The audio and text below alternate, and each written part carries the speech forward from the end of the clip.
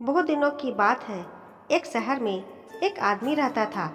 कुछ समय बाद उसकी पत्नी की मृत्यु हो गई। उसकी एक बेटी थी जिसका नाम टाम था। बाप बेटी दोनों आराम से रहते थे। एक दिन उस आदमी ने दूसरा विवाह करने का फैसला कर लिया। उसका विवाह तो हो गया, परंतु उसकी दूसरी पत्नी बहुत चालाक निकली। कुछ ही दिनों में सौतेली माँ ने टाम के साथ बुरा बर्ताव करना शुरू कर दिया। वह टाम से सारा सारा दिन काम करवाती और एक पल के लिए भी उसे खाली नहीं बैठने देती। इस पर भी कई बार वह टाम को भोजन न देती और बेचारी कुछ बोले भूखी रह जाती। इधर टाम की सौतेली माँ के यहाँ एक कन्या ने जन्म लिया। उसका नाम काम रखा गया।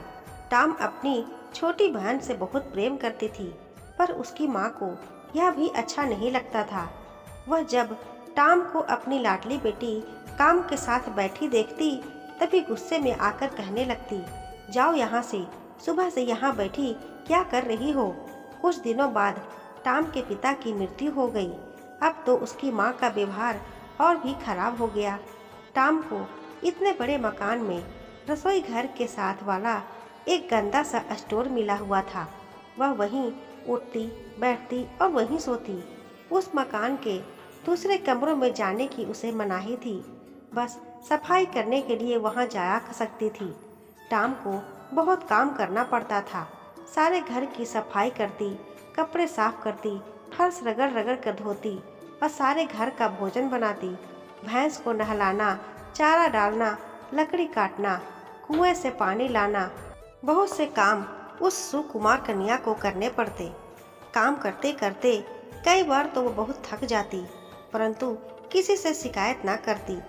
एक दिन सौतेली माँ ने टाम और काम से कहा, जाओ आज मछली पकड़कर लाओ।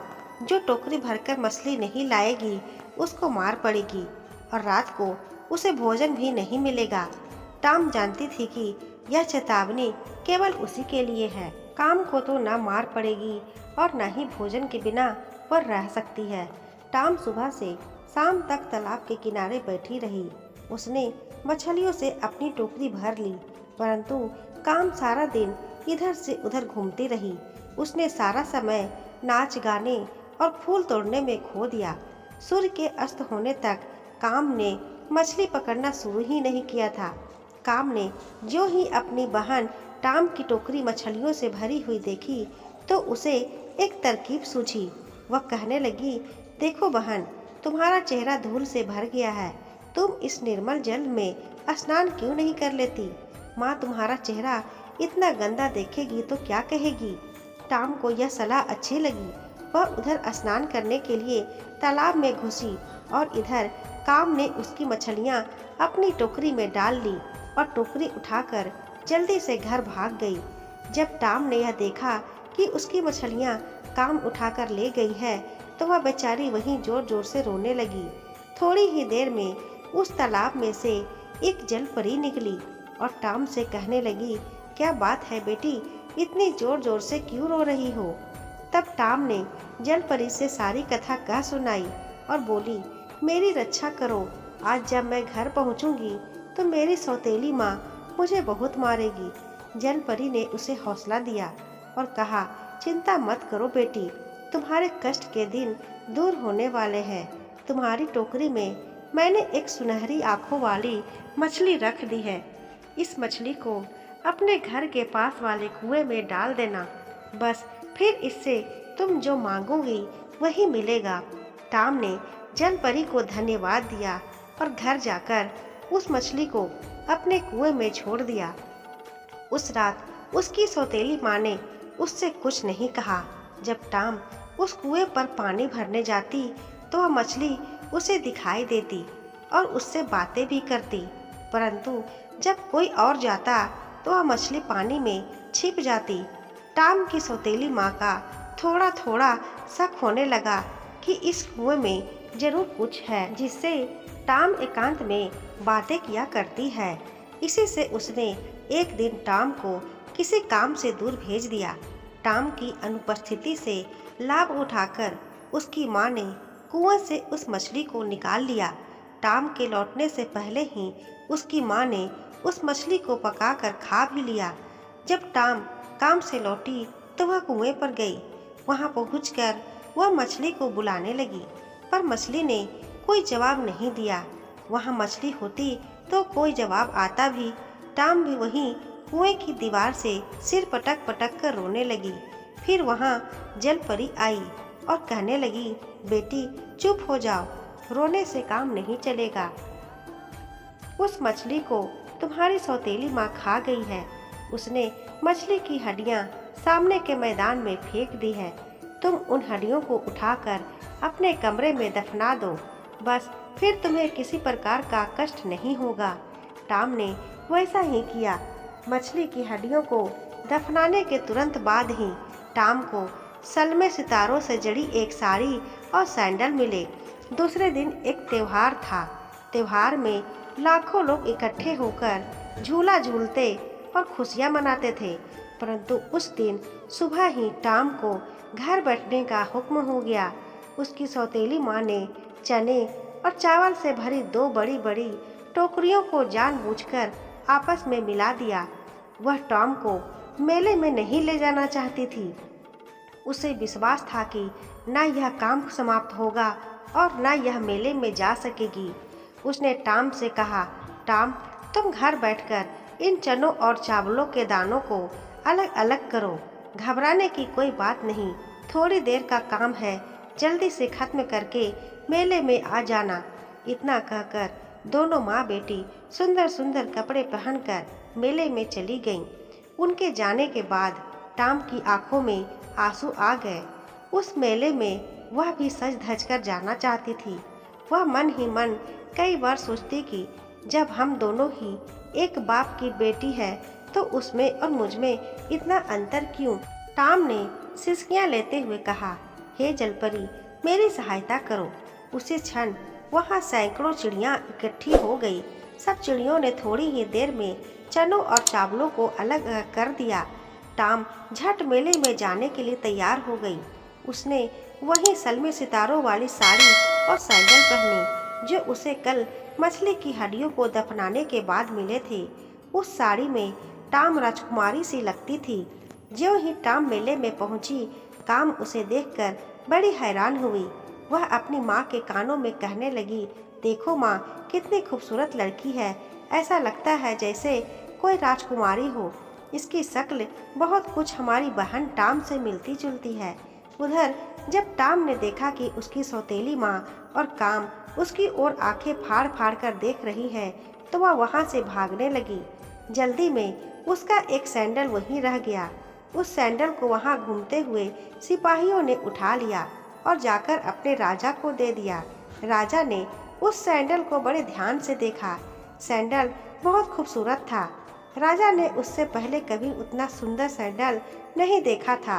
राजा ने उसी वक्त घोषणा कर दी कि जिस लड़की ने ऐसा सैंडल पहना हो उसे पकड़कर राज दरबार में लाया जाए। सिपाही अपने घोड़ों पर चढ़कर मेले में पहुँचे और टाम को पकड़कर राजा के पास ले आए।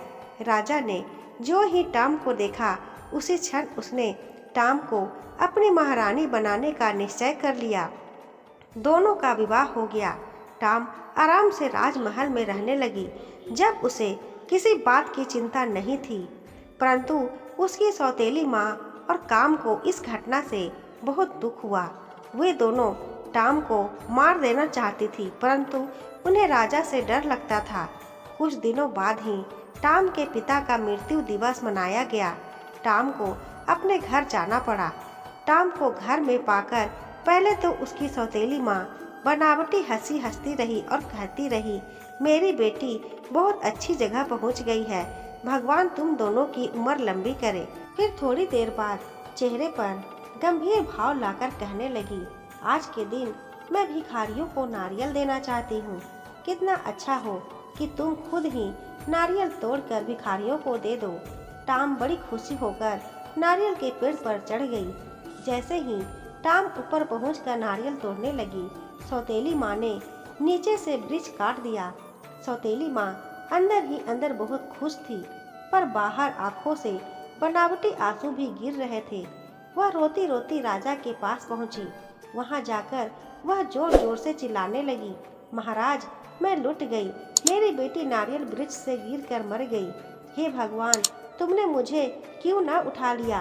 राजा को टाम के मर जाने का बहुत दुख हुआ। विनाश काले विपरीत बुद्धि वाली कहावत टाम की सौतेली माँ पर ही चरित्रार्थ होती है। टाम उस वृक्ष से गिरकर बेहोश हो गई थी। उसकी मृत्यु नहीं हुई थी। टाम को एक बूढ़ी स्त्री उठाकर अपने घर ले गई। उस बूढ़ी स्त्री के कोई संतान नहीं थी। उसने अपनी सारी पूंजी लगाकर टाम का इलाज करवाया। टाम कुछ ही दिन में ठीक हो गई। दूसरी ओर सौतेली माँ चाहती थी कि किसी तरह राजा उसकी बेटी काम के साथ विवाह करवा ले और उसकी बेटी महारानी बन जाए। राजा ने इस पर कोई आपत्ति नहीं की और काम से विवाह कर लिया। एक दिन राजा जंगल में शिकार खेलने गया। शिकार खेलते खेलते रात हो गई। राजा रास्ता भूल गया और उसने जंगल में ही रात बिताने का निश्चय किया। आसपास कोई मकान या सराय भी नहीं थी। राजा को दूर एक दीपक जलता दिखाई दिया। वह उसी ओर चल दिया। वहां पहुंचकर उसने दरवाजा खटखटाया। बूढ़ी स्त्री ने दरवाजा खोल दिया। राजा ने कहा, मैं राजा हूँ। शिकार खेलते खेलते रात हो गई। यदि तुम आज रात यहाँ ठहरने दो तो तुम्हारी बड़ी मेहरबानी होगी। मैं सुबह होते ही यहाँ से चला जाऊँगा। उस स्त्री ने राजा को अंदर बिठा लिया। यही वह घर था जहाँ टाम रहती थी। उस स्त्री ने राजा को भोजन खिलाया। भोजन बड़ा स्वादिष्ट था और उसमें भी केवल वही पदार्थ बनाए गए थे जो राजा को बहुत अच्छे लगते थे। राजा ने उस स्त्री से पूछा, माताजी, यह भोजन किसने बनाया है? मेरी बेटी ने। उस स्त्री ने जवाब दिया, कहाँ है तुम्हारी बेटी? राजा ने पूछा। बूढ़ी स्त्री ने टाम को राजा के सामने खड़ा कर दिया और कहा, यह रही मेरी बेटी। राजा टाम को दोबारा पाकर बहुत खुश हुआ। टाम ने सारी बात राजा से कह सुनाई। राजा ने काम और उसकी माँ को जेल खाने में डाल दिया। अब उसकी सौतेली माँ और काम को मालूम हो गया कि भगवान के घर देर हो सकती है, अंधेर नहीं। दोस्तों, आपको ये कहानी कैसी लगी हमें कमेंट करके ज़रूर बताइएगा। कहानी पसंद आई हो तो वीडियो को लाइक करें, शेयर करें। चैनल को अभी तक सब्सक्राइब नहीं किया हो तो इसी तरह की कहानियाँ सुनने के लिए चैनल को सब्सक्राइब जरूर करें। Thanks for watching.